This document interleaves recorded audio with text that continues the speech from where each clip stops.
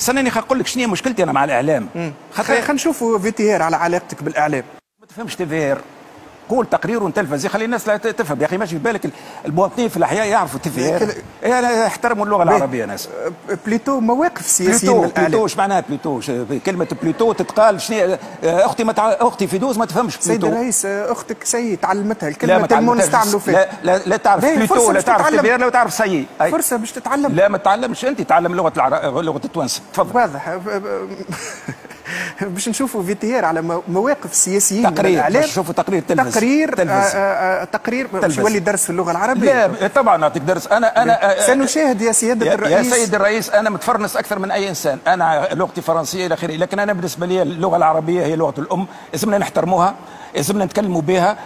في الدستور التونسي يقولوا اللغه العربيه هي لغه. يا اخي خلينا نحترم. ثم بلاد ما تحترمش لغتها. تتصور انت في التلفزه الفرنسويه، سامحني، تتصور في التلفزه الفرنسويه يخليوا واحد يجي يتكلم باللغه السوقيه في فرانس كولتور ولا فرنسا، تصور في البي بي سي واحد يخليه يتكلم. علاش نقول لك هالكلام هذا اللي انا قاعد نسمع؟ ما عادش نسمع الراديوات من كثره الكلام هذا. يا سياده الرئيس، نعم، سنقدم لك تقريرا. تفضل.